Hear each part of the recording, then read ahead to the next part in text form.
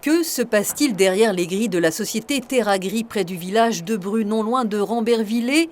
Cette plateforme qui transforme les déchets verts mais aussi les boues urbaines et industrielles en compost agricole qui sera vendue dans toute la grande région. L'agriculteur qui loue les prés juste en dessous du site a vu apparaître depuis plusieurs années des écoulements dans les remblais et surtout des eaux suspectes apparaître en surface. Et au fur et à mesure que l'eau coulait, elle faisait mourir l'herbe. Et elle brûlait la terre, quoi, en fait. L'année dernière, j'ai été alerté par la mort d'un bœuf sur ma parcelle, mort inexpliquée du jour au lendemain. Il renonce bien sûr à faire pâturer ses animaux. En avril, il alerte les autorités et se voit répondre qu'il n'y a pas de problème. La plateforme a une autorisation de fonctionner par la préfecture. Alors il décide lui-même de mandater un laboratoire pour des analyses qui révèlent un pH supérieur à 11. Pour repère, c'est celui de l'ammoniac. Le laboratoire le met en garde.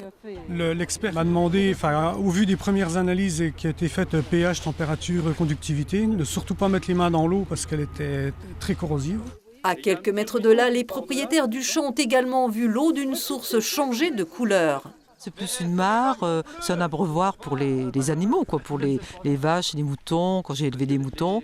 Donc c'était de l'eau très potable, très claire. J'ai déjà fait un constat d'huissier et puis je pense porter plainte aussi contre X. Ce bleu-gris peut-il venir des bouts des papeteries collectées par la plateforme? Et quelle est la toxicité des colorants d'imprimerie?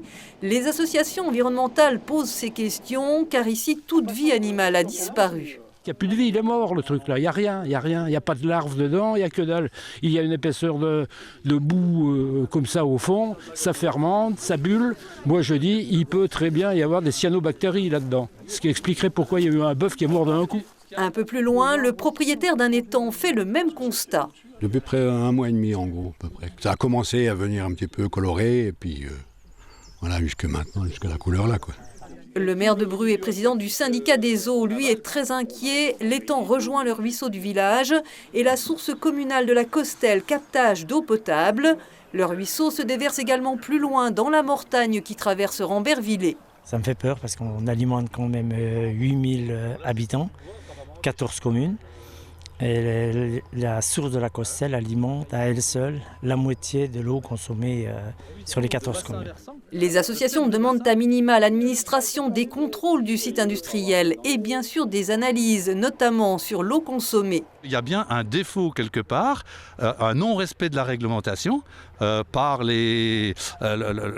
niveau de l'imperméabilisation de la plateforme ou au niveau de la collecte des eaux. Comment dire? C'est avant tout de l'autocontrôle.